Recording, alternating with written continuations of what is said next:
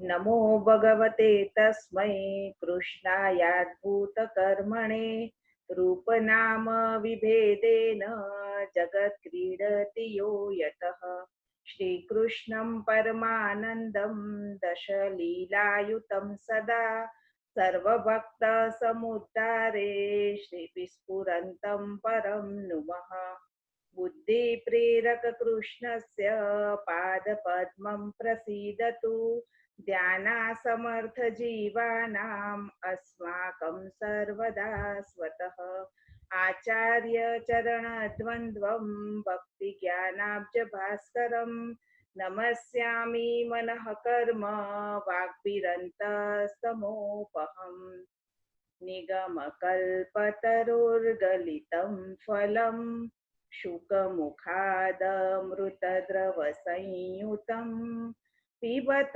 भागवतं रसमालयं मुहुरहो रसिका भुवि भावुकाः।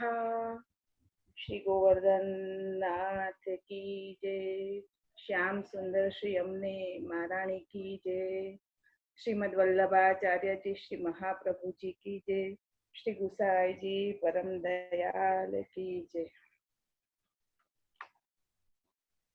વાલા ભગવદીયજનો, પ્રભુ નંદ નંદનની કૃપા તેમજ આચાર્ય ચરણ મહાપ્રભુજીના અનુગ્રહથી આજના મોહિની એકાદશીના પવિત્ર દિવસે પૂજનીય ભગવદીય ભરતભાઈ તેમજ રેખામાના ગોલોક ગમન બાદ આજ આ બંને દિવ્યાત્મા જ્યાં પણ બિરાજમાન હોય ત્યાં એમને પ્રભુ નિજ સેવા પ્રદાન કરે તેમજ પ્રભુ પ્રસન્નતા હેતવે એવં રેખામાના દિવ્યાત્માને પ્રસન્નતા પ્રાપ્ત થાય એ જ શુભ ભાવ સાથે આજથી અવિરત આ શ્રીમદ ભાગવત નવનીત રેખાંકનનું અવગાહન કરાવવાનું સૌભાગ્ય મને પ્રાપ્ત થયું માટે હું પ્રભુની ઋણી છું. આપ સમસ્ત વૈષ્ણવજનોના આત્મામાં સ્થિત પરમાત્માને વંદન કરી આ જ્ઞાન સત્રનો પ્રારંભ કરું. તત્પૂર્વે જો કોઈ ક્ષતિ અનુભવાય તો આ જીવને ક્ષમ્ય કરશો. પુનઃ આપ સર્વને વંદન. આવો જ્ઞાન સત્રનો પ્રારંભ કરીએ. શ્રી ગોપીજન વલ્લભાય નમઃ. શ્રીમદ ભાગવત નવનીત રેખાંકન. શ્રીમદ ભાગવત મહાત્મ્ય પદ્મ પુરાણીય મહાત્મ્યનો અધ્યાય સાર. કુલ અધ્યાય 6. અધ્યાય 1. શૌનકના 7 પ્રશ્નો અને 7 પ્રશ્નોનો એક જ જવાબ તથા સુતજીએ કહેલો નારદ અને ભક્તિનો પ્રસંગ. અધિકાર પ્રમાણે સ્થિરતા, નિષ્ઠાથી સફળતા, ભક્તિ અને નારદ મુનિનો સમાગમ. સચ્ચિદાનંદ રૂપાય વિશ્વોત્પત્યાદિ હેતવે તાપત્રય વિનાશાય શ્રી કૃષ્ણાય વયમ નુમઃ. સચ્ચિદાનંદ સ્વરૂપ જગતની ઉત્પત્તિ, સ્થિતિ અને લય કરનારા, ત્રિવિધ તાપને દૂર કરનારા શ્રી કૃષ્ણને અમો નમસ્કાર કરીએ છીએ. નિષ્ઠા ન હોય તો નિષ્ફળતા જ મળે છે. સમાજમાં પ્રાયઃ સૌ શોધે છે સુખને કે શાંતિને. સુખ કે શાંતિ મળે છે સંપત્તિમાંથી? ના. સુખ કે શાંતિ મળે છે સગવડોમાંથી? ના. સુખ કે શાંતિ મળે છે સાધનોમાંથી? ના. સુખ કે શાંતિ મળે છે સ્વજનોમાંથી? ના. સુખ કે શાંતિ મળે છે સ્વાર્થ સાધવામાંથી? ના, ના, ના. છતાં આશ્ચર્ય છે, સૌ તે મેળવવામાં જ સફળતા માને છે અને તેથી મૂંઝાય છે, મુશ્કેલીમાં મુકાય છે. છતાં આવા ફળ મેળવવામાં જ લોકો તો જીવનની નિષ્ફળતાને નોતરતા રહે છે. જીવન ફળ તો માત્ર 2 જ છે, એક શ્રીમદ ભાગવત અને બીજું પરબ્રહ્મ પરમાત્મા રસાત્મક ભગવાન શ્રી કૃષ્ણ. શ્રીમદ ભાગવત તો નિગમ કલ્પતરુનું ગલિત લલિત ફલિત ફલ છે. તે વેદથી અવિરોધી છતાં સ્વતંત્ર છે, મીઠું છે, મધુર છે. નિગમ કલ્પતરુ પાસેથી સકામ કર્મજ્ઞને યજ્ઞ અને તેના અપૂર્વ ફળ રૂપે સ્વર્ગ આદિ મળે છે. નિગમ કલ્પતરુ પાસેથી નિષ્કામ કર્મજ્ઞને જ્ઞાન યોગ્ય દેહ કે મોક્ષ ફળ રૂપે મળે છે. નિગમ કલ્પતરુ પાસેથી બ્રહ્મજ્ઞાનીને જીવન મુક્તિ કે સાયુજ્યાદિ મોક્ષ ફળ રૂપે મળે છે. નિગમ કલ્પતરુ પાસેથી વિવિધ વાદજ્ઞોને તેમના વાદ, જેમ કે દ્વૈતવાદ, દ્વૈતાદ્વૈતવાદ, કેવલાદ્વૈતવાદ, વિશિષ્ટાદ્વૈતવાદ, શુદ્ધાદ્વૈતવાદ, અદ્વૈતવાદ વગેરે ફળ રૂપે મળે છે. શુદ્ધ અદ્વૈતવાદ શ્રીમદ વલ્લભાચાર્ય ચરણે દર્શાવ્યો છે. આ તો બધા વિવિધ લોકોના યથાધિકાર ફળ છે, પરંતુ શ્રીમદ વલ્લભાચાર્યજીએ સમજાવ્યું, શ્રીમદ ભાગવતજીનું મુખ્ય ફળ તો ગુણાનુવાદ છે. નિજ સેવક સુરદાસજીને પણ સમજાવી દીધું, સુર હો કે કાહે કો ગિજ્ઞાત હો, કછુ ભગવદ લીલા ગા. એમ કહી શ્રીમદ ભાગવતજીની અનુક્રમણિકા ભણાવીને સમજાવી દીધું કે શ્રીમદ ભાગવતજીનું મુખ્ય ફળ તો પદે પદે અને અક્ષરે અક્ષરે ભગવાન શ્રી કૃષ્ણના ગુણાનુવાદ જે વર્ણવ્યા છે અને તે ગુણાનુવાદ ગાતા ગાતા જે ફળ મળે છે તે છે ભક્તિ. શ્રીમદ ભાગવત તો છે સ્વયં નિગમ કલ્પતરુનું ફળ, તે વગર તો વેદ પણ નિષ્ફળ છે. કર્મકાંડ કે જ્ઞાનકાંડના નિષ્ણાતો પણ શ્રીમદ ભાગવત વગર તો નિષ્ફળ જ છે. વિદ્યાવતામ ભાગવતે પરીક્ષા, અઘરું છે કહીને મૂકી ન દેવાય. સમર્થ ગુરુના શરણે જવાથી બધી વાતનો ઉકેલ શ્રીમદ ભાગવતજીમાંથી મળે છે. ફલરૂપ આ શ્રીમદ ભાગવતનું ફલ ભક્તિ છે.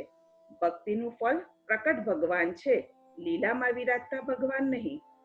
ભક્તો માટે તો ભૂતલે પ્રકટ થયેલા ભગવાન જ ફળ છે. ભગવાન તો ભક્તિથી સમજાય, સુલભ થાય. આ ભગવાન જ સાચી જીવનની સફળતા છે. આ ભગવાન જ જીવનનું સાચું ફળ અને બળ છે. આવા ભક્તને તો સુખ કે શાંતિ શોધતા આવે, શોધવા જવું ન પડે. ભગવાન શ્રી કૃષ્ણ ઈચ્છે તો સ્વતઃ પોતાને પોતાના સ્વરૂપના બલથી કોઈને પણ સુલભ કરી દે છે. ઈચ્છે તો ભક્તિ પ્રદાન કરીને તેના ફળ રૂપે પણ પ્રાપ્ત થાય છે. ભગવાન શ્રી કૃષ્ણ સ્વતઃ સુલભ થાય તે છે પુષ્ટિ. સાધન કરાવીને ફળદાન કરે તે છે મર્યાદા.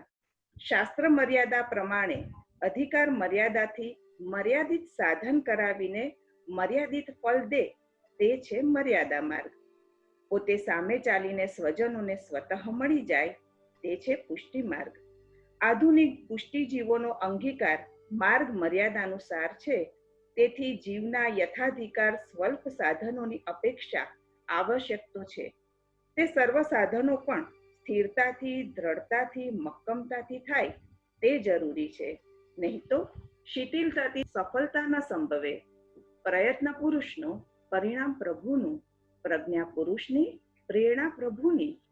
આવી સ્થિરતા, દ્રઢતા, મક્કમતા તેનું નામ જ છે નિષ્ઠા. મહત્તા બાધકે નાપ્ય ચાલનમ નિષ્ઠા. શ્રી સુબોધિનીજી. પ્રબલ પ્રતિકૂળતામાં પણ પ્રયત્નો પડતા ન મૂકે, પ્રબલ પ્રતિકૂળતામાં પણ ચલિત ન થાય, આ છે નિષ્ઠા. નિતરામ તિષ્ઠતી નિષ્ઠા, હંમેશા સ્થિર રહે તે છે નિષ્ઠા. નિતરામ સ્થિયતે ધનયા સા નિષ્ઠા, જેનાથી હંમેશા અચલ રહેવાય તે છે નિષ્ઠા. મોટી મુશ્કેલીઓમાં પણ, મોટી મૂંઝવણોમાં પણ, મોટી મથામણોમાં પણ ધ્યેયથી દૂર ન થવાય તે છે નિષ્ઠા. નિષ્ઠા તું સાધને રૈવ ન મનોરથ વાર્તયા. નિષ્ઠા તો સાધનોથી સિદ્ધ થાય, મનના મનોરથો અને વાણીના વિલાસોથી નિષ્ઠા ન થાય. આવી ભક્તિ નિષ્ઠા ભક્તિ જેવી લાગતી ઘરેડોમાં ઘસડાવું તે નથી. મંદિરો કે મંડપોમાં માત્ર દોડધામ કરવામાં ભક્તિ નિષ્ઠા નથી. નિયમબદ્ધ રીતે પોતાના અહમને પોષતા કાર્યક્રમોમાં લાગ્યા રહેવામાં પણ ભક્તિ નિષ્ઠા નથી. પોતે કે પોતાના પ્રશંસકો પ્રસન્ન થાય તેમ પરંપરા કે કાર્યક્રમો ચલાવવામાં પણ ભક્તિ નિષ્ઠા નથી. ભક્તિ નિષ્ઠા તો છે જ્યારે ભગવાન શ્રી કૃષ્ણ પ્રસન્ન થાય. ભક્તિ નિષ્ઠા તદા જ્ઞેયા યદા કૃષ્ણ પ્રસિદ્ધતિ. સર્વ નિર્ણય નિબંધ. જ્યારે શ્રી કૃષ્ણ પ્રસન્ન થાય ત્યારે ભક્તિ નિષ્ઠા સમજાય. તદીયાશ્ચેત સ્વતઃ પુષ્ટાસ્તુષ્ટ કૃષ્ણો ન સંશય. શિક્ષાપત્ર. તદીયો ભગવદીયો જો પ્રસન્ન હોય તો પ્રભુ પ્રસન્ન હોય એમાં સંશય નથી. શ્રી કૃષ્ણની પ્રસન્નતા પ્રીતિથી જ પ્રાપ્ત થાય. એવી પરમ પ્રીતિ શ્રીમદ ભાગવતથી જ પ્રાપ્ત થાય. યસ્યામ વૈ શ્રૂયમાણાયામ કૃષ્ણે પરમ પુરુષે ભક્તિરુત્પદ્યતે પુંસઃ શોક મોહ ભયાપહા. શ્રીમદ ભાગવતનું શ્રવણ માત્ર કરવાથી પરમ પુરુષ પુરુષોત્તમ ભગવાન શ્રી કૃષ્ણમાં પરમ પ્રેમમયી ભક્તિ ઉત્પન્ન થાય છે. એવી પ્રેમમયી ભક્તિથી જીવના શોક મોહ અને ભય નષ્ટ થઈ જાય છે. 84,252 વૈષ્ણવોમાં તે સ્પષ્ટ દેખાય છે. બ્રહ્મ સંબંધ પછી યથાર્થ સેવા અને યથાર્થ કથાથી થોડા જ દિવસોમાં ભગવાનનો સાનુભવ સુલભ થઈ જતો. પુષ્ટિ તો દ્રષ્ટ ફલા છે, અદ્રષ્ટ ફલા નથી. પુષ્ટિનું ફલ તો પ્રકટ પ્રભુ છે. જે પ્રભુને જાણી શકાય, જે પ્રભુને માણી શકાય તેવા પૂર્ણાનંદ પુરુષોત્તમ જ પુષ્ટિનું ફળ છે. પ્રસન્ન પ્રકટ પ્રભુ ભક્તિ નિષ્ઠા સૂચક છે. સામાન્ય સમાજ માટે તે સુલભ ન હોય. તેમાં તો મર્યાદાનું રૂપ કર્મ, જ્ઞાન અને મર્યાદા ભક્તિ હિતાવહ બને છે, સુખ અને શાંતિપ્રદ બને છે. સ્વયં શ્રી કૃષ્ણે કહેલા કલ્યાણના 3 યોગ. શ્રી કૃષ્ણ તો કૃપાપૂર્ણ છે, શ્રી કૃષ્ણ તો પૂર્ણાનંદ છે, શ્રી કૃષ્ણ તો સર્વથી સુંદર સ્વરૂપ છે, શ્રી કૃષ્ણ તો સદાનંદ સ્વરૂપ છે, શ્રી કૃષ્ણ તો પરબ્રહ્મ પરમાત્મા છે, શ્રી કૃષ્ણ તો રસાત્મક રાસ રસ રસેશ્વર છે, શ્રી કૃષ્ણ તો વ્યાસજીના મતે સાકાર સ્વરૂપ છે. તે કલ્યાણ સૌનું કરે છે. અવતાર સમયે સ્વરૂપ અને લીલા સંબંધથી અને અનવતાર સમયે નામ અને કથા સેવનથી. વેદ પોકારે છે, રૂપ નામ વિભેદેન જગત ક્રીડતી યો યતઃ. શાસ્ત્રાર્થ પ્રકરણ. સૌના કલ્યાણના 3 યોગ પણ સ્વયં યોગેશ્વર શ્રી કૃષ્ણએ કહ્યા છે. 1 જ્ઞાન યોગ, 2 કર્મયોગ, 3 ભક્તિ યોગ. તેનો ઉપયોગ કરવાથી કલ્યાણ સૌનું થાય છે. કલ્યાણનો બીજો કોઈ ઉપાય જ નથી. સંસારમાં અત્યંત આસક્તોનો અધિકાર કર્મ યજ્ઞ આદિ માર્ગમાં છે. સંસારમાં અત્યંત વિરક્તોનો અધિકાર જ્ઞાન માર્ગમાં છે. બહુ આસક્ત નહીં કે બહુ વિરક્ત નહીં તેવા લોકોનો અધિકાર ભક્તિ માર્ગમાં છે. અધિકાર પ્રમાણે ઉપાય કરે, માર્ગને અનુસરે, તેને યથાધિકાર ફળ મળે. બધે આથડવાથી કાંઈ ન વળે. અધિકાર પ્રમાણે સ્થિરતાથી પોતાના માર્ગે ચાલે, ચલિત ન થાય તે નિષ્ઠા કહેવાય. તેનાથી સફળ થવાય. નિષ્ઠા ન હોય તો નિષ્ફળતા જ મળે. ત્રિવિધ નિષ્ઠા. કર્મ માર્ગમાં કર્મ નિષ્ઠા હોય. કર્મ નિષ્ઠા તો ચિત્ત પ્રસન્ન થાય ત્યારે સમજાય. જ્ઞાન માર્ગમાં જ્ઞાન નિષ્ઠા હોય. જ્ઞાન નિષ્ઠા તો સર્વજ્ઞ થવાય ત્યારે ગણાય. ભક્તિ નિષ્ઠા ભક્તિ માર્ગમાં દ્રઢતાથી દેખાય. ભક્તિ નિષ્ઠા નિષ્ફળ ન થવા દે. શ્રીમદ ભાગવતના સેવનથી ત્રિવિધ નિષ્ઠાથી મળતી સફળતાનો સમન્વય. શ્રી કૃષ્ણે કહેલા કલ્યાણના આ 3 યોગમાં તો ગીતાજીમાં ગોવિંદે ગાયેલા 18 યોગ સમાઈ જાય છે. કર્મ, જ્ઞાન અને ભક્તિ યોગ વગર કલ્યાણનો બીજો ઉપાય ક્યાંય નથી. તેમ સ્પષ્ટ શ્રી કૃષ્ણે પોતે જ કહ્યું છે. આ 3 યોગ અને તેના ફળ ત્રિવિધ નિષ્ઠાથી મળતી સફળતા શ્રીમદ ભાગવતજીમાં કહેલ છે. શ્રી કૃષ્ણ સંપ્રશ્નથી આત્મા સુપ્રસન્ન થાય છે. આ કર્મ નિષ્ઠાનું ફળ છે. શ્રી કૃષ્ણ સંપ્રશ્નના ઉત્તરમાં કહેવાયેલી શ્રી કૃષ્ણ લીલાની કથા ભગવાન શ્રી કૃષ્ણમાં ભક્તિ દે છે. ભક્તિથી ભગવાનનું યથાર્થ જ્ઞાન થાય છે. સર્વરૂપ ભગવાનના યથાર્થ જ્ઞાનથી સર્વજ્ઞ થવાય છે. આ જ્ઞાન નિષ્ઠાનું ફળ છે. શ્રી કૃષ્ણ સંપ્રશ્નના ઉત્તરમાં કહેલી શ્રી કૃષ્ણની લીલા કથાથી સર્વાત્મા પરમાત્મા ભગવાન ગીતાજીના યોગેશ્વર, શ્રીમદ ભાગવતજીના યોગેશ્વરેશ્વર, યોગેશ્વરેશ્વરે કૃષ્ણે યત એતદ વિમુચ્યતે. શ્રી કૃષ્ણના મહાત્મ્ય જ્ઞાન પૂર્વક સુદ્રઢ સર્વાધિક સ્નેહથી શ્રી કૃષ્ણ સેવા સંભવે છે. સેવાથી શ્રી કૃષ્ણ પ્રસન્ન થાય છે. આ ભક્તિ નિષ્ઠાનું ફળ છે. આમ શ્રી કૃષ્ણે કહેલા સૌના કલ્યાણના આ 3 યોગનો શ્રીમદ ભાગવતજીમાં સમન્વય છે.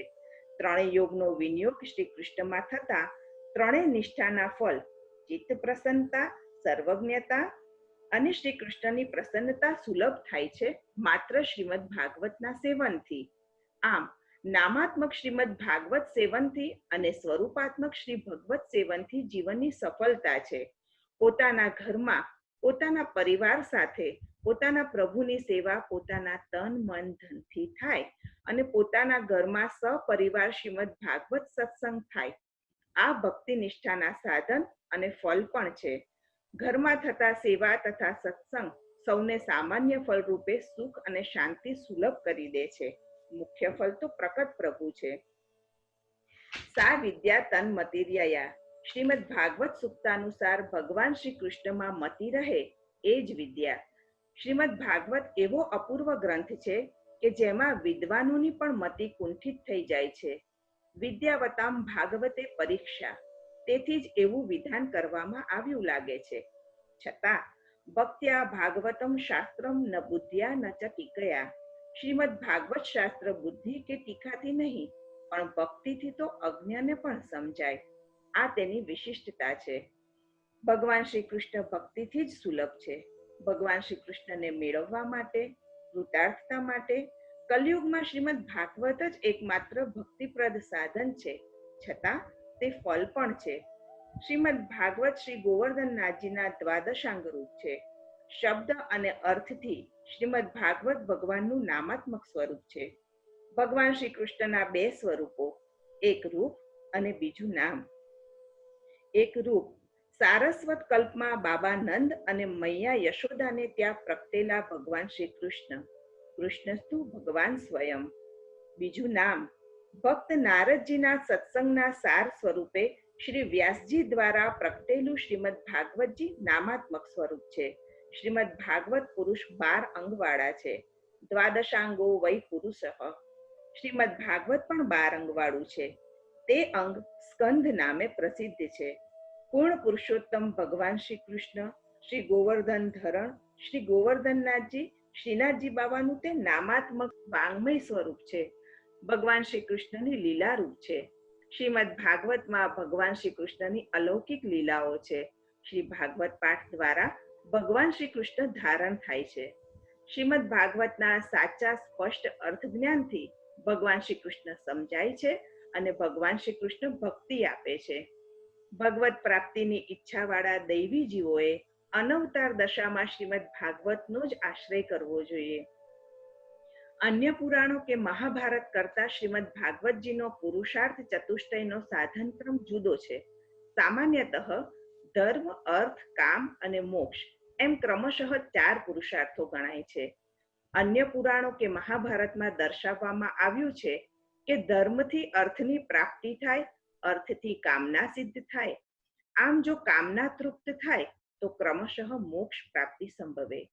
જ્યારે શ્રીમદ ભાગવતજીમાં જીવન ટકાવતા આહાર વિહાર કામ, તેથી પ્રાપ્ત થતું જીવન અર્થ, જીવનની તત્વ જિજ્ઞાસા ધર્મ અને તેથી અહંતા મમતા રૂપ હું અને મારું સંસારના બંધનમાંથી છુટકારો એ મોક્ષ પુરુષાર્થ સિદ્ધ થાય એવો ક્રમ છે. જ્યારે પુષ્ટિ ભક્તિ માર્ગીય પુરુષાર્થો જુદા પણ છે. શ્રી કૃષ્ણ દાસ્ય ધર્મ પુરુષાર્થ છે. શ્રી કૃષ્ણ પોતે અર્થ પુરુષાર્થ છે. શ્રી કૃષ્ણ દર્શન લાલસા કામ પુરુષાર્થ છે. શ્રી કૃષ્ણના થઈ જવું એ મોક્ષ પુરુષાર્થ છે. આવી તો અનેક વિલક્ષણતાઓ શ્રીમદ ભાગવતમાં છે. શ્રીમદ ભાગવત નામનો અર્થ, શ્રીમદ ભાગવતનું સ્વરૂપ, શ્રીમદ ભાગવતની અસરો. શ્રીમદ ભાગવત શ્રવણ કરતા પહેલા તેના નામના અર્થનો વિચાર કરીએ તો શ્રીમદ ભાગવતનું સ્વરૂપ સમજી શકાય. શ્રીમદ ભાગવતમાં જ તેના નામ તથા સ્વરૂપની ઓળખ છે. ભગવતઃ સર્વ સંબંધી ભાગવતમ નામેથી પ્રસિદ્ધમ. તેમાં ભગવાનનો દરેક સાથે સંબંધ રહેલો હોવાથી તેનું શ્રીમદ ભાગવત એવું નામ પ્રસિદ્ધ છે. ઉત્તમ શ્લોકસ્ય ચરિત્રમ યત્ર. શ્રી સુબોધિનીજી. તેમાં ઉત્તમ શ્લોકનું ભગવાનનું ચરિત્ર છે. તેન ભગવતા પ્રોક્તમ ભગવત પ્રતિપાદકમ ભગવત ફલકમ ચેતી. શ્રી સુબોધિનીજી. આ ભાગવત શબ્દ યૌગિક છે. તેથી ભગવાને કહેલ, ભગવાનને કહેનાર અથવા ભગવાન જેવું ફળ છે એવો તે શબ્દનો અર્થ થાય છે. બ્રહ્મણે ભગવતા પ્રોક્તમ ઇતિ. શ્રી સુબોધિનીજી. ભગવાને બ્રહ્માજીને કહ્યું તેનું નામ શ્રીમદ ભાગવત. આનંદસ્ય હરેર લીલા શાસ્ત્રાર્થો દશધા હિસા. ભાગવતાર્થ પ્રકરણ. આનંદરૂપ હરિ શ્રી કૃષ્ણની લીલાનું નામ શ્રીમદ ભાગવત છે. પુરાણ તિલક છે તે ભાગવત. ભગવાન શ્રી કૃષ્ણ જેનું ફળ છે તે ભાગવત. ભગવાન શ્રી કૃષ્ણને ઓળખાવે તે ભાગવત. રસાત્મક ભગવાન શ્રી કૃષ્ણનો રસ તે ભાગવત. ભગવાનનું નામાત્મક સ્વરૂપ તે ભાગવત. ભગવાન શ્રી કૃષ્ણ સાથે સંબંધ કરાવે એ પણ ભાગવત. નિગમ કલ્પ તરુનું ગલિત લલિત ફલ તે ભાગવત. સર્વ સમૃદ્ધિ સર્વ કલ્યાણની ચરમ સીમા તે ભાગવત. વેદ ગીતા બ્રહ્મસૂત્રનું સ્વાભાવિક ભાષ્ય તે ભાગવત. મહામુનિ વેદ વ્યાસનું સમાધિ અનુસ્મરણ તે ભાગવત. ભગવાનના ભક્તો ભગવાનનું કહેલું કહે તે ભાગવત. નિષ્કામ કર્મ અને નિરંજન જ્ઞાનનું પરમ ફલ તે ભાગવત. ભગવતા ઉદિતમ ભાગવતમ, ભગવાને કહેલું એ ભાગવત. રસાત્મક ભગવાન શ્રી કૃષ્ણના લીલા વિહારો જેમાં છે તે ભાગવત. નિષ્કપટ નિર્મત્સર સત્પુરુષોનો પરમ ધર્મ જેમાં છે તે ભાગવત. શ્રી કૃષ્ણ પોતે જ તેની શોભારૂપ બન્યા, તેથી થયું શ્રીમદ ભાગવત. આનંદરૂપ શ્રી હરિની અનાયાસે હસતી થતી લીલા તે છે શ્રીમદ ભાગવત. ઉદ્ધવજીની પ્રાર્થનાથી શ્રી કૃષ્ણે સ્વતે જ જેમાં પધરાવ્યું તે છે શ્રીમદ ભાગવત. જેમાં વેદ્ય વાસ્તવ કલ્યાણપ્રદ સર્વ સંતાપ શામક વસ્તુ છે તે શ્રીમદ ભાગવત. શ્રીમદ ભાગવતની વિશેષ વ્યાખ્યા પણ થાય છે. ભગવાંશ્ચ ભગવંતશ્ચ ભગવતઃ ભગવતામિદં ભાગવતમ. ભગવાન શ્રી કૃષ્ણ અને ભગવાન શ્રી કૃષ્ણના સ્વરૂપભૂત ભાવભર્યા ભક્તો સંબંધી નિરૂપણ તે શ્રીમદ ભાગવત. આ સિવાય શ્રીમદ ભાગવતના અન્ય નામો પણ છે. એક સાત્વતી શ્રુતિ. સાત્વત એટલે ભક્ત અને ભગવાન બંનેના ચરિત્રો જેમાં હોય તે સાત્વતી શ્રુતિ. પરમહંસોની સંહિતા, હંસની જેમ નીર ક્ષીરનો વિવેક જેમાં નિરૂપણ કરેલો હોય તે પરમહંસોની સંહિતા. 3.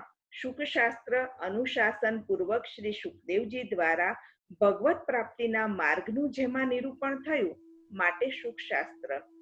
4. અષ્ટાદશ સાહસ્રી સંહિતા. શ્રીમદ ભાગવતજીમાં 18,000 શ્લોકોમાં ભગવાનના ચરિત્રોનું નિરૂપણ હોવાથી અષ્ટાદશ સાહસ્રી સંહિતા. 5. વૈયાસિકી સંહિતા. વૈયાસિક શ્રી શુકદેવજી આ કથાના પ્રધાન વક્તા હોવાથી વૈયાસિકી સંહિતા. 6. બ્રહ્મ સંમિતમ. વેદ તુલ્ય હોવાથી બ્રહ્મ સંમિતમ. શ્રીમદ ભાગવતની અસરો. શ્રીમદ ભાગવત ભગવાન શ્રી કૃષ્ણની, ભગવાન શ્રી કૃષ્ણના ભક્તોની, ભગવાન શ્રી કૃષ્ણના ધર્મોની, ભગવાન શ્રી કૃષ્ણની લીલાઓની ઓળખ કરાવે છે અને તેમાં પ્રીતિ કરાવે છે. જીવન મંગલ કરતી તેની અસરો છે. સંસારના વિવિધ તાપમાં તપેલાને શીતલ કરે છે. સંસારીને કંસારી ભગવાન શ્રી કૃષ્ણનો બનાવે છે. ગતાર્થને કૃતાર્થ કરે છે. શ્રાંતને શાંત કરે છે. અજ્ઞને વિજ્ઞ બનાવે છે. પતિતને પાવન કરે છે. અપાત્રને પાત્ર બનાવે છે. શુષ્કને રસાળ બનાવે છે. ભરમાયેલાને ભાન દે છે. મૂંઝાયેલાને માર્ગ દે છે. માર્ગ ભૂલેલાને સન્માર્ગ દે છે. કુટિલને સરળ બનાવે છે. નીરસને સરસ બનાવે છે. દૂષિતને ભૂષિત બનાવે છે. સકામને નિષ્કામ બનાવે છે. નિષ્કામને શ્રી કૃષ્ણ કામના દે છે. મનને વશ કરે છે. અસત્ય રતને સત્ય નિરત બનાવે છે. અધર્મ પરાયણને ધર્મશીલ બનાવે છે. નિષ્ફળ જીવનને તે સફળ બનાવે છે. બંધન મુક્ત કરે છે. મુક્તને ભક્ત બનાવે છે. કર્માયેલાને પ્રફુલ્લ કરે છે. જ્ઞાની અજ્ઞાની વિજ્ઞાની સૌને પરમ જ્ઞાન દે છે. જીવન વનને વૃંદાવન બનાવે છે. મધુવન બનાવે છે. ભક્તોનું તે જીવનધન છે. શ્રીમદ ભાગવત સેવનના લાભ. જીવનમાં સુખ અને શાંતિ શોધતા માનવને શ્રીમદ ભાગવતના સેવનથી સુખ અને શાંતિ બીજે શોધવા ન પડે, શ્રીમદ ભાગવતમાંથી જ મળે. સુખમય ભગવાન શ્રીમદ ભાગવતમાંથી જ મળે છે. ભગવાન મળ્યા પછી સુખ કે શાંતિ વગેરે કાંઈ જ શોધવાનું બાકી ન રહે, સ્વતઃ મળે. ભગવાન શ્રી કૃષ્ણ ઓળખાય પછી બીજું કાંઈ ઓળખવાનું બાકી ન રહે. શ્રીમદ ભાગવતના સેવન દ્વારા ભગવાન શ્રી કૃષ્ણમાં પ્રીતિ થાય છે. પ્રીતિથી રીતિ અને નીતિ આવે. બધી જ ભીતિ ટળે, જગતમાં જીતી જવાય. માનવને પીડતા વિવિધ ભય, ભયમાંથી અભય. માનવને કોઈ વખત કાળ કનડે છે, ક્યારેક દુશ્મનનો ડર દુભવે છે, ક્યારેક મૃત્યુનો ભય ભડકાવે છે, ક્વચિત દુઃખની પરંપરા ડરાવે છે. કોઈ વખત પોતાનો જ ભય ભીંસે છે, ક્યારેક પોતાની પ્રબળ પ્રકૃતિ પરેશાન કરે છે, ક્યારેક પોતાના હોય તે પારકા બનીને પીડે છે. કોઈ વખત પરિસ્થિતિની પ્રતિકૂળતા પીસે છે, ક્યારેક અંતઃકરણમાં ઉદ્ભવતા સઘળે ઉભરાતા અનેક દોષો દુઃખ દે છે, ક્યારેક મનમાન્યું મળતું નથી અને અણગમતું અટકતું નથી. તે ચિત્તને ચકડોળે ચઢાવે છે, પરિણામે અનેક પ્રકારે ભય લાગે છે. આવા બધા ભયમાંથી અભય આપનાર વિરાજે છે શ્રીમદ ભાગવત. શ્રીમદ ભાગવત સેવનની રીત અને તેના લાભ. શ્રીમદ ભાગવત સેવન કરનારને અભય આપે છે. શ્રીમદ ભાગવતનું સેવન 3 રીતે થઈ શકે છે: શ્રવણ, કીર્તન અને સ્મરણ. 1. શ્રવણ. સાંભળેલા ભગવદવાચક શબ્દો અને વાક્યોનો ભગવાનમાં જ અર્થ અને આશયનો નિર્ધાર સાંભળીને સંદેહરહિત સ્પષ્ટ સમજવું. શ્રવણ કરેલાનું ચિંતન મનન કરવું. 2. કીર્તન. જે શ્રવણ કર્યું છે તેનો સ્પષ્ટ નિર્ધાર સમજાવવો, સંભળાવવો. 3. સ્મરણ. જે શ્રવણ કીર્તન કર્યું છે તેને ભાવનાથી યુક્તિપૂર્વક વિચારીને મનમાં દ્રઢ સ્થિર કરવું. ભાવભર્યા ભક્તો શ્રીમદ ભાગવતની ભગવાનના સ્વરૂપની જેમ પણ સેવા કરે છે. કોઈ પણ રીતે મન શ્રીમદ ભાગવતમાં જોડી દઈએ તો મનને શાંતિ મળશે, મલિનતા ચાલી જશે, મૂંઝવણ મટશે, પ્રભુ પ્રેમ અને અભય સરળતાથી મળશે, દુઃખ ટળશે, ભવ ફળશે. શ્રીમદ ભાગવત સૌના કલ્યાણ માટે છે. શ્રીમદ ભાગવત માનવ માત્રના કલ્યાણ માટે છે. નૃણામ નિઃશ્રેયસાર્થાય વ્યક્તિર ભગવતો નૃપ. પ્રાણી માત્રના કલ્યાણ માટે પહેલું ભગવાન શ્રી કૃષ્ણનું પ્રાકટ્ય થયું છે. આ ભગવાનના સ્વરૂપનું પ્રાકટ્ય છે. ભગવાનનું બીજું પ્રાકટ્ય છે ભગવાનના નામનું. ભગવાનના નામનું પ્રકટ સ્વરૂપ એટલે શ્રીમદ ભાગવત. શ્રીમદ ભાગવત એ ભગવાનનું નામાત્મક સ્વરૂપ છે. તેને યમ વાંગમયી મૂર્તિ પ્રત્યક્ષા વર્તતે હરેહે. જેની સેવા કરી શકાય તે સેવ્ય સ્વરૂપ કહેવાય. જે શ્રવણ કરીને હૃદયમાં પધરાવી શકાય, જેનું કીર્તન સ્મરણ કરીને પણ હૃદયમાં પધરાવી દ્રઢ કરી અન્યને દઈ શકાય, જેના દ્વારા સેવ્ય સ્વરૂપ સમજી શકાય, ભગવાન શ્રી કૃષ્ણના મહાત્મ્યનું તથા લીલાનું જ્ઞાન થાય, સર્વ સંશય જાય, પ્રભુની સેવાની રીતિ સમજાય, પ્રભુમાં પ્રીતિ થાય, જેના દ્વારા સર્વનું હિત થાય તેવું નામાત્મક સ્વરૂપ શ્રીમદ ભાગવત છે. અવતાર લેવામાં ભગવાનનો હેતુ સર્વનું કલ્યાણ કરવાનો છે. તે ભગવાનની લીલા છે. તેમ શ્રીમદ ભાગવતના પ્રાકટ્યનો ઉદ્દેશ પણ સર્વનું કલ્યાણ કરવાનો છે. સૌના અધિકાર પ્રમાણે રુચિ, સૌનું કલ્યાણ જુદું જુદું. માનવના અધિકાર પ્રમાણે સૌને પોતાનું કલ્યાણ જુદું જુદું લાગે છે. કારણ કે સૃષ્ટિમાં સૌ માનવોને એકમાં જ રુચિ હોતી નથી. સૌ એક જ વસ્તુ મેળવવા મથતા નથી. સૌની રુચિ જુદી જુદી હોય છે. સૌની પ્રકૃતિ જુદી હોય છે. સૌના ધ્યેય જુદા હોય છે. ઈચ્છાઓ જુદી જુદી હોય છે. સૌની જરૂરિયાતો પણ જુદી જુદી હોય છે. રુચિ જુદી હોવાનું કારણ જીવોનો અધિકાર ભગવદ ઈચ્છાથી જીવ સૃષ્ટિ પ્રમાણે જુદો જુદો છે. ભગવાને જીવોને જુદી જુદી રીતે પ્રકટ કર્યા છે. આ દ્રષ્ટિએ જીવો 3 પ્રકારના છે. 3 પ્રકારના જીવોની સૃષ્ટિ. 1. પુષ્ટિ સૃષ્ટિ. ભગવાન શ્રી કૃષ્ણે સ્વેચ્છાથી લીલા માટે પોતાના સ્વરૂપ વડે પુષ્ટિ સૃષ્ટિ પ્રકટ કરી. 2. મર્યાદા સૃષ્ટિ. ભગવાન શ્રી કૃષ્ણે સ્વેચ્છાથી લીલા માટે પોતાની વેદરૂપ વાણી વડે મર્યાદા સૃષ્ટિ પ્રકટ કરી. 3. પ્રવાહ સૃષ્ટિ. ભગવાન શ્રી કૃષ્ણે સ્વેચ્છાથી લીલા માટે પોતાના મન વડે પ્રવાહ સૃષ્ટિ પ્રકટ કરી. 3 પ્રકારની સૃષ્ટિની વિશેષતા સહજ રુચિ. 1. પુષ્ટિ સૃષ્ટિ. જે લોકો પ્રભુને સુખ દેવા મથે અને પ્રભુ સાથે પ્રેમ કરે તે પુષ્ટિ સૃષ્ટિ છે. બીજી મર્યાદા સૃષ્ટિ.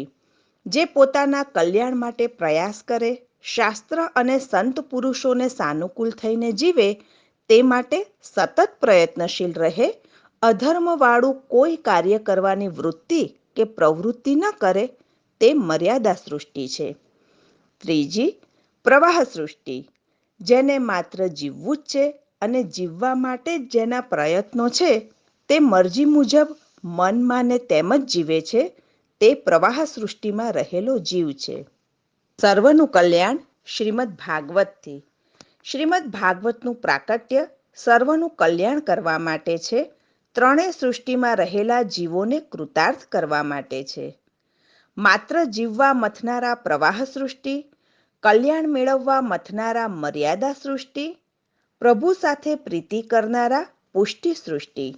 છેવટે તો ત્રણેય સૃષ્ટિ ભગવદ રૂપ છે. ભગવાન શ્રી કૃષ્ણની લીલા માટે જ છે.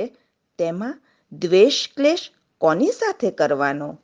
આ ત્રણેયને પોતાનું ઈચ્છેલું શ્રીમદ ભાગવતના સેવનથી મળે છે. એ વાત મહાત્મ્યના મંગલાચરણમાં વ્યાસ મહર્ષિએ વ્યક્ત કરી છે.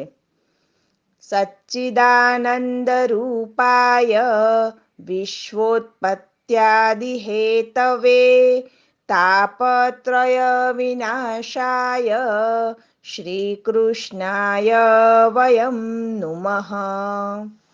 શ્રીમદ ભાગવતજી પદ્મપુરાણ મહાત્મ્ય 1:1. મહાત્મ્યના મંગલાચરણમાં ત્રિવિધ જીવોના કલ્યાણનો નિર્દેશ. 1. મર્યાદા સૃષ્ટિવાળા માટે સચ્ચિદાનંદ રૂપાય. સચ્ચિદાનંદ રૂપ એ ભગવાનનો સ્વરૂપથી પરિચય છે અને વિશ્વોત્પત્યાદિ હેતવે એ ભગવાનની લીલાનો પરિચય છે. વિશ્વની ઉત્પત્તિના આદિ હેતુરૂપ એ 2 ચરણમાં મર્યાદા સૃષ્ટિવાળા માટે ભગવાનની ઓળખ કરાવી છે. મર્યાદાના 2 ચરણ શ્રુતિ અને સ્મૃતિ, પ્રમાણ અને પ્રવૃત્તિ, આચાર અને વિચાર છે. 2. પ્રવાહ સૃષ્ટિવાળા માટે તાપત્રય વિનાશાય એ ભગવાનની કૃપાનો પરિચય છે. 3 તાપના વિનાશરૂપ એ પદમાં પ્રવાહ સૃષ્ટિવાળા માટે પણ ભગવાન ઉપકારક છે એમ સમજાવે છે. પ્રવાહમાં માત્ર પ્રવૃત્તિ છે, તેથી એક ચરણમાં ઓળખ છે. આ પદમાં પાપત્રય વિનાશાય કહ્યું નથી, પરંતુ તાપત્રય વિનાશાય કહ્યું છે. પાપ એટલે એવા કર્મ જેનું પરિણામ દુઃખ છે અને તાપ એટલે આવા કર્મના ફળ પ્રારબ્ધ બનીને આવે ત્યારે તેને ભોગવતા જે પીડા થાય તેને કહેવાય તાપ. આવા તાપનો નાશ કરવા પણ ભગવાન સમર્થ છે. 3. પુષ્ટિ સૃષ્ટિવાળા માટે. પુષ્ટિ સૃષ્ટિવાળા માટે તો માત્ર શ્રી કૃષ્ણાય વયમ નુમઃ પદ જ પૂરતું છે. શ્રી સહિત અર્થાત સ્વામીની શ્રી રાધિકાજી સહિત શ્રી કૃષ્ણને વંદન કર્યા. તેમાં માત્ર પ્રેમ પ્રવૃત્તિ છે, તેથી વયમ નુમઃ અમે સ્તવીએ છીએ. સ્વાંતઃ શરણાગતિ અને સ્નેહરૂપ સ્તુતિનું સૂચક છે. શ્રી ગોવર્ધન નાથ કી જય.